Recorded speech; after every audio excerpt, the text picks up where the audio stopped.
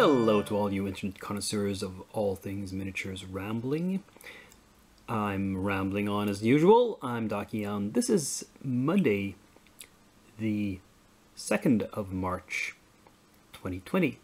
New month, new dates. And last Monday, I mostly finished these two minis at the game store. Then I finished them up at home on Tuesday or so. We have someone carrying a big frickin' gun here while wearing a tank top and shorts. I went relatively dark with her colors. I thought she's sort of military, she shouldn't be wearing bright clothing, and then she's got some sort of combat boots on. So, and also because she seems to be fighting, I put her on a base that's a bit shot up, like there's a war going on. Whereas the Doctor here is on a base that is looks like a piece of road or something, and it's not. Oops, she got away from me. It's not destroyed, and I painted her relatively bright. So for her lab coat, I went with white. It's not actually pure white. It's a very, very, very, very pale blue.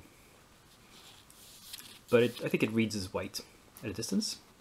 I did a little bit of freehanding on the chart on our clipboard. I didn't bother painting her eyes because they're covered up with glasses mostly. There's a bit of like eyeshadow showing over the top of her glasses, and that's it. And then I tried to go for a sort of pantyhose effect or leggings of some sort on her legs, and I tried to do a glaze on top of skin tones. This is one of the most difficult things I find to do. To do hose, the way to do that is, of course, to paint it in the skin colors and then glaze the dark color over top, but leave the skin showing through in a few slight spots where it would, like the knees, for example, maybe the tops of the feet, the tops of the calves on the from the back. And I wasn't entirely happy with how well this came across. It's really tricky to get right. So I left them a little shinier. I didn't matte them down as much in the varnishing, to also give it that little effect of maybe there's a bit of shine to the fabric. But again, I'm not sure how well it shows up on camera. But anyway, and I painted the Doctor a little bit paler in the skin tone. I thought the gun carrying one should be a little more tan, especially since she's not wearing as much. She's showing more skin, so she should have gotten a bit more sun. And note that she has a plaster or a band-aid on her knee. That's actually part of the sculpt. I thought it was a sculpting error at first, and I was going to file it away, but then I looked at the shape of it and realized, no, that's supposed to be there. Anyway, hope you like them. And they're not the only thing I finished this week. There's more to come. And wow, hey there, look at all these hobgoblins, all completed up and finished. Yeah, they turned out okay. Now, it's perhaps a little... The angsty thing for me about these models is that they have enough detail that they could pretty much be character models.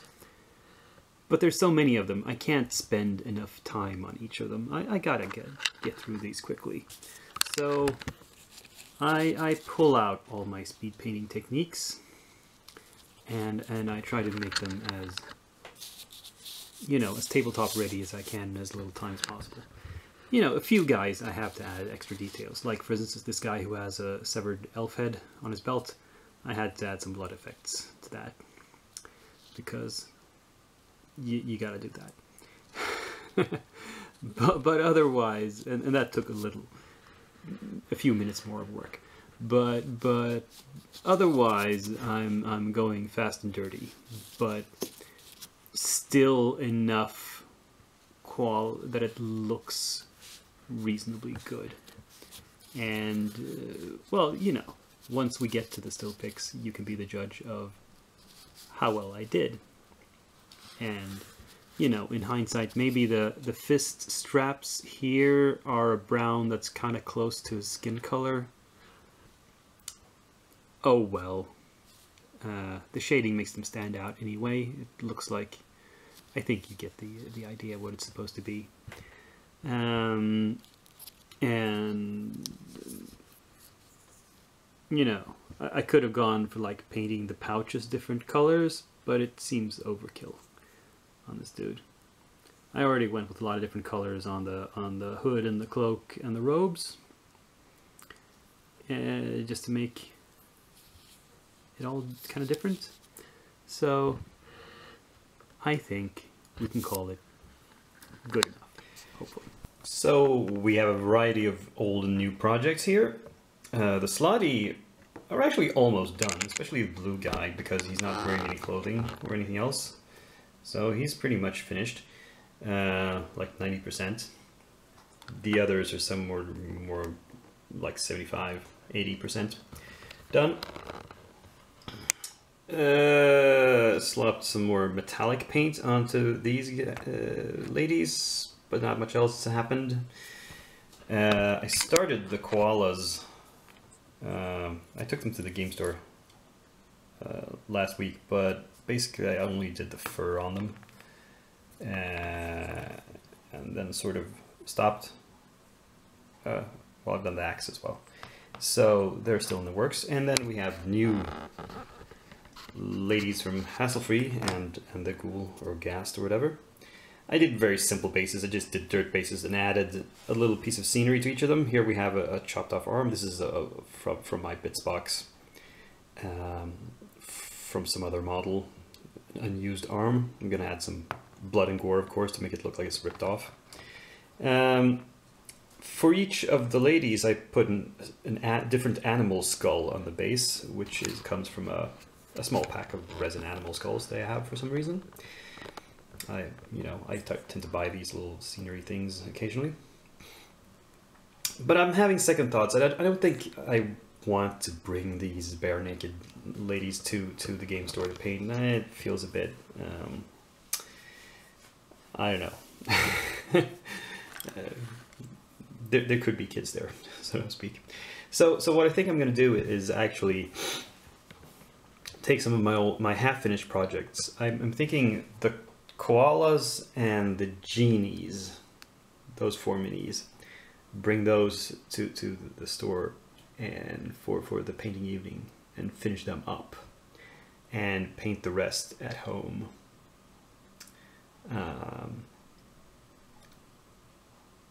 Probably that's what I'm gonna do. Otherwise, yeah, no real issues here. And finally, in works in progress, I have started prepping these stone giants. They are all cleaned and assembled. They still need some gap filling before I prime them. They went together reasonably well. The one that had a difficult fit was getting this hand and hammer to fit at the same time. You can see there's a little gap at the wrist that needs to be filled in. Otherwise, really small ones, like at the arms here. The bear came pre-assembled, but there's a pretty large gap at his neck that I need to do something about. But otherwise, he's just a bear. Very simple. A bear.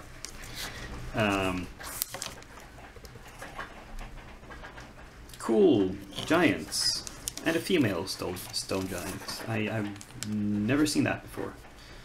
I don't have one like it. So pleased with that. I'll prime them by next week and probably get, you know, a few coats of paint on them. Probably won't finish them. I'll probably. My expectation is that everything I showed you last clip on the paint. It's on the painting table right now. Will be done by next week, but probably maybe not these guys. 50-50 chance they'll get done as well.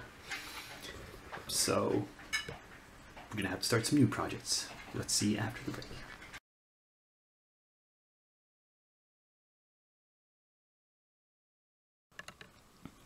So I'm feeling like I don't want to prep too much stuff for next week. There's no new arrivals, by the way, but I'm gonna branch out into a kind of an odd project. You might tell from the blister this is a Dark Sword mini. This is from the Stephanie Law Kickstarter, and it's pack A. I backed this a while back, several years ago, just because it looked cool. It was a Kickstarter for a bunch of minis based on paintings by an artist named Stephanie Law. And I got a bunch of different stuff there. I painted those 2 packs of small animals previously, you've seen a while back, and a few other sort of assorted Dark Sword minis that came along with that Kickstarter. But the main stuff was a number of female characters that look like something out of mythology, like fairies or, well, just, well, it has a sort of Baroque feel to it. And I decided to start getting into the core minis of that Kickstarter now. And this particular pack, I had to look up and write on the back what the characters were actually called, because they're called Mab and the Page of Wands. So there's 2 women here. I've pre-opened the pack, so you don't need to hear the noise of me tearing it open on the screen. Oh well. So there's this lady who probably has, I'll have to look at some pics on their website. Not sure if any of the loose pieces belong to her. This one clearly needs some of these pieces, like this is the head, for example. And this is an arm and the wings, and is this another arm? Yeah, all these loose pieces are probably her. I think probably this is a one piece. This is probably done. And here we have a couple more of these tiny thingies. Looks like a little group of foxes and some weird Muppets playing instruments. The drums and some sort of lute. So there's actually 4 minis in this pack. And I was thinking this would be something unusual to bring to the game store next Monday. These 2 ladies with their flowing dresses and their wings and their all this ornamentation and stuff. That's, you know, something different from my usual projects. Yeah, so that's for the store. So as my home projects, I thought I'd do something simple. I'm going to show you a bunch of minis, but they're all extremely quick and easy to paint, I hope. It's going to be Reaper. It's going to be a mix of metal and plastic, metal and bonesium specifically. The first few ones you've seen just a few weeks ago. I got these in an order somewhere around Christmas or just after Christmas. It's some elementals, 2 air elementals. Well, one's called a wind elemental, but that's what it is. And 2 water elementals. Now, these are just... The entire body of each of these is just like different shades of one color. So that's why I'm saying I expect them to be relatively simple projects. That's 4 whole minis. Also, I want to continue working on the Bones 4 Kickstarter. And I'm going to do that by dipping into a new expansion, the Dark Reach expansion, which, as you can tell from the monsters here, there's 2 drow and a hook horror. And on the back, they show a spider, another drow, and some sort of floating head thingy. And I'm going to start out slow. I brought out 2 minis from this, and they're barely minis. These are little rock and crystal formations in translucent purple. So I'm just going to paint the ground around them and you know, basically leave the crystals as is. So this is barely painting, but it's, you know, because I counted these as purchased when I got the bones stuff last year. I totaled up everything, every single model, however complex or simple it was. And if it counts as purchased, it counts as painted when I paint it up, even if it just takes a few minutes. So it's not cheating, just playing by the rules. So it looks like I'm prepping 10 minis for next week, but of those, like 8 of them are extremely simple, or small, or both. So it's not really getting in over my head, I hope. Anyway, that's the plan. That was this week's episode. I hope you enjoyed it. Click like if you did and stayed this long. Subscribe if you didn't do so long ago. And most of all, join me back here in a week. Same day, same channel, same Doc Young, who is now signing off.